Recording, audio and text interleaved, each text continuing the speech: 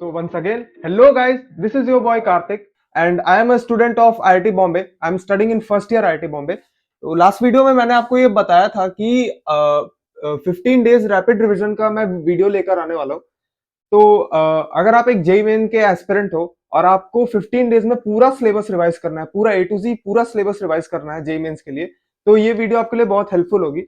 और स्टार्टिंग से एंड तक बने रहो इस वीडियो में। सब कुछ मैं बताऊंगा कि मेरा रिवीजन का स्ट्रेटेजी क्या था। हाँ, एक और बात की, अगर आपके टीचर्स आपको जो कह रहे हैं जिस तरीके से रिवाइज करने को, उसको फॉलो करो, या फिर अगर आपका कोई अलग स्ट्रेटेजी है रिवीजन का तो उसको फॉलो करो।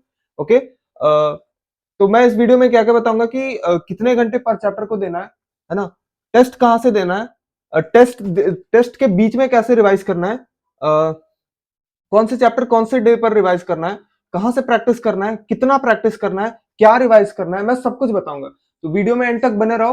15 डेज में पूरा जेई का सिलेबस रिवाइज हो जाएगा अगर आप इसको प्रॉपरली फॉलो करते हो तो। ओके। ये वीडियो उन बच्चों के लिए भी हेल्पफुल रहेगी जो बोर्ड्स की तैयारी कर रहे हैं या फिर किसी भी चीज की तैयारी कर रहे हैं और उनको अगर रैपिड रिवीजन का तरीका जानना होता है तो मैं वो उसमें बता दूंगा। हालांकि जो मैं इसमें स्ट्रेटजी शेयर करूंगा वो जेई से ज्यादा मिलती होगी क्योंकि उसमें नंबर ऑफ चैप्टर्स वगैरह मुझे पता है और कहाँ से कितना आता है वो मुझे पता है। तो आप इसको देख सकते हो और अपने लिए एक आइडिया ले सकते हो कि कैसे करना होता है। तो मैं इसमें बताता हूँ कि अभी कैसे करना होता है रैपिड रिवीजन जेई के लिए। ठीक है। तो अभी बात भाई की ऐसी है ना कि अभी 15 डेज है और 60 चैप्टर्स है टोटल। कुल मिलाकर के देखोगे तो 60 चैप्टर्स या फिर उसके आसपास है। कहने का क्या मतलब है कि कुछ चैप्टर्स डिलीट हो गए, कुछ चैप्टर्स बहुत ही छोटे हैं और कुछ बड़े हैं। और तो इन सबको मिला लोगे ना तो लगभग 60 चैप्टर्स के आसपास बन रहे होते हैं। ठीक है, 60 चैप्टर्स है और 15 डेज है हमारे पास। तो अगर इसको डिवाइड करोगे 4 चैप्टर पर डे, आपको एक दिन में 4 चैप्टर को रिवाइज करना है, उसके उसके क्वेश्चंस भी प्रैक्टिस करने हैं। ये तो देख करके थोड़ा इंपॉसिबल लगता है कि यार मेरे तो 30-30 पेज की नोट्स ही हैं, मैं तो उसी को पूरे दिन ही पढ़ता रहता हूँ। मैं बताता हूँ कैसे करना होता है। सबसे पहले तो 4 चैप्टर पर डे हो गया। और अगर और मैं ये अज्यूम कर रहा हूँ कि आप दिन के 15-16 आवर्स पढ़ रहे हो। अगर नहीं पढ़ रहे हो तो पढ़ना स्टार्ट कर दो, क्योंकि जो बच्चे आपके साथ कंपटीशन कर रहे हैं ना और जो बच्चे जेई मेंस निकालेंगे ना वो इतने घंटे पढ़ रहे हैं या फिर इससे ज्यादा भी पढ़ रहे हैं। तो इसलिए अगर आप नहीं पढ़ रहे हो 15-16 आवर्स तो आप पढ़ना स्टार्ट कर दो। आपको पढ़ना पड़ेगा, क्यों? क्योंकि आप जेई मेंस निकालोगे, आप आईआईटी जाओगे, आप एनआईटी जाओगे, आप अपने मनपसंद कॉलेज में जाओगे। और मुझे पता है आप मेहनत कर रहे हो, इसलिए आप ये वीडियो देख रहे हो। ओके। तो 15-16 आवर्स पर डे आप पढ़ रहे हो। इसमें से आप जो 5-6 घंटे है ना उसको भी रिजर्व रखो और जो बाकी 10 घंटे ना उस पर टारगेट करते हैं।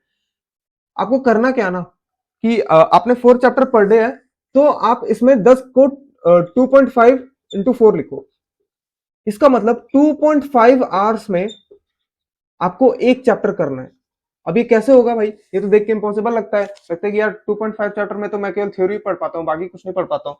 तो होता क्या है ना मेरे भाई की, अगर आप जेई मेंस के लिए अगर आप रैपिड रिवीजन का तरीका ढूंढ रहे हो ना तो भाई इसमें करना क्या होता है ना कि इसमें 30 मिनट्स जो है, वीडियो में बने रहो, बताऊंगा सब कुछ। 30 मिनट्स जो है इसमें आप थ्योरी करोगे और बाकी जो 2 आवर्स है इसमें आप प्रैक्टिस करोगे। ये 30 मिनट 45 मिनट्स भी हो सकता है और ये 2 आवर्स थोड़ा सा कम भी हो सकता है 2 से। ओके। डिपेंड्स अपॉन कि आपने कितनी ये चैप्टर कितना बड़ा है। ये है फिजिक्स और मैथ्स के लिए।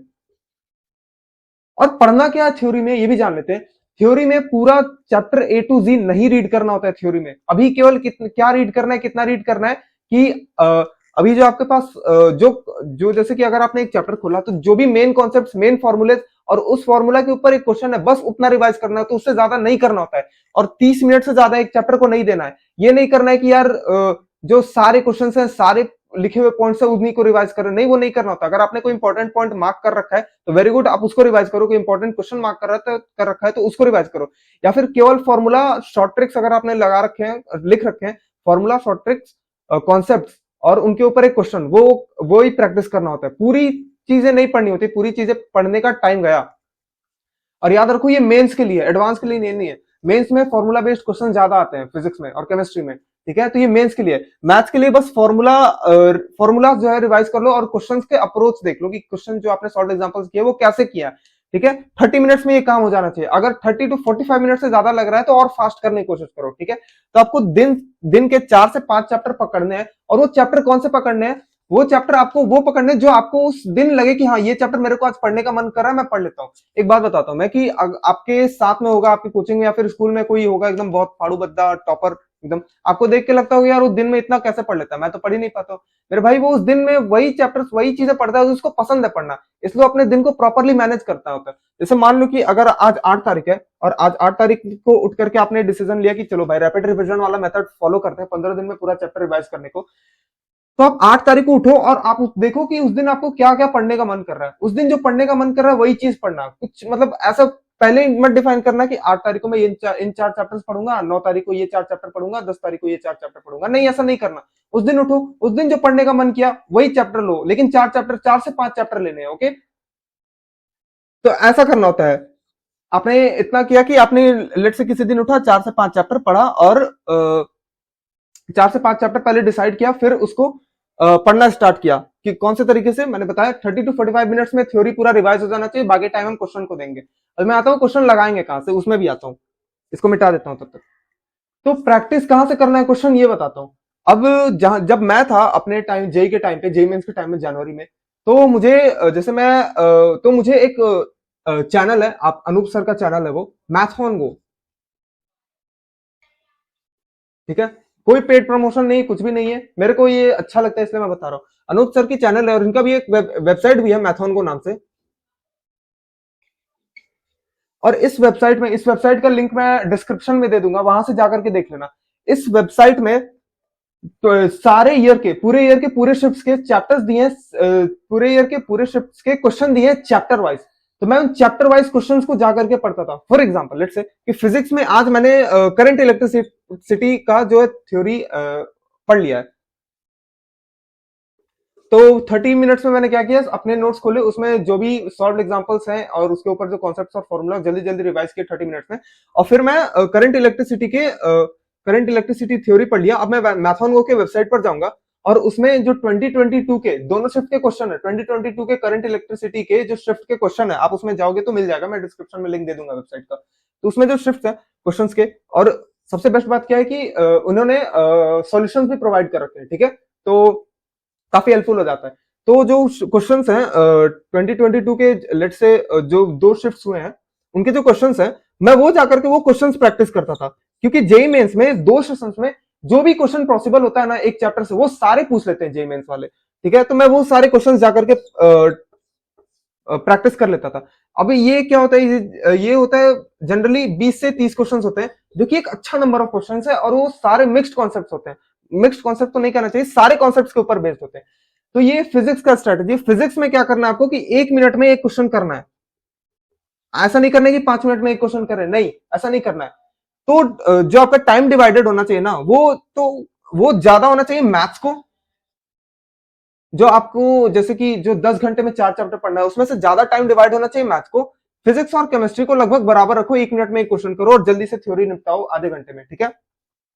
अब ये फिजिक्स और मैथ्स के लिए सेम स्ट्रेटेजी होगी, यही चीज होगी कि क्या करना है आपको, 30 मिनट्स में थ्योरी रिवाइज किया, फिर इस वेबसाइट पर गए, वो चैप्टर खोला, वो चैप्टर देखा, फिर जाकर के उसके क्वेश्चन जो है 2022 के अपने हिसाब से, अगर आप 2023 का, जैसे मेरा 2023 में एग्जाम था, तो मैं 2022 के जो भी चैप्टर वाइज क्वेश्चन थे मैं उनको जाकर के प्रैक्टिस करता था। और हाँ एक और बात बता देता हूँ कि जो आपने 60 चैप्टर के जो बनाए कि आपको कौन कौन से चैप्टर रिवाइज करना है, वो इस वेबसाइट को देख करके बनाना, क्योंकि अगर आप जो क्वेश्चन प्रैक्टिस कर रहे हो ना, ये इसी वेबसाइट को देख करके कर रहे हो, ओके। तो मैंने अपने ईयर में क्या किया था कि मैंने गया था उनके वेबसाइट पे और देखा था कौन कौन से किस तरह से उन्होंने चैप्टर्स डिवाइड कर रखे, उन्होंने आई गेस एनसीईआरटी के हिसाब से डिवाइड कर रखे, तो उन्हीं के हिसाब से मैंने अपना स्ट्रेटेजी बनाया था और उसको फॉलो किया था। तो आपको पहले क्या करना है कि आपको जा करके देखना है कि उनके वेबसाइट पे कि कितने सारे चैप्टर्स उन्होंने कितने में डिवाइड किया। जैसे कि कई बार क्या होता है कि कोचिंग में क्या होता है कि 2 चैप्टर को मिक्स करके एक बड़ा सा चैप्टर बना देते हैं, या फिर एक बड़े से चैप्टर को 2 चैप्टर में डिवाइड कर देते हैं, बट इन्होंने एनसीईआरटी के हिसाब से किया है, तो ये मेरे को सही लगता है। तो मैंने इन्हीं के हिसाब से अपना जो रैपिड रिविजन है वो शेड्यूल किया था, क्यों, क्योंकि previous year question chapter wise यहाँ पे मिल जाते हैं आराम से, और ये काफी अच्छी वेबसाइट लगी मेरे को। मैं फिर से बता दे रहा हूँ, कोई पेड प्रमोशन नहीं है, कुछ नहीं, मुझे ये वेबसाइट काफी अच्छी लगती है, इसलिए मैंने आपको बताया इस वेबसाइट के बारे में। तो क्या कर, फिजिक्स और मैथ्स के लिए क्या बताया, 30 to 45 मिनट्स में आपको जो है पूरी थ्योरी रिवाइज करनी है। उसके बाद 1 मिनट में एक क्वेश्चन करना है इन केस ऑफ फिजिक्स, और 2 से 3 मिनट में एक क्वेश्चन करना है इन केस ऑफ मैथ्स।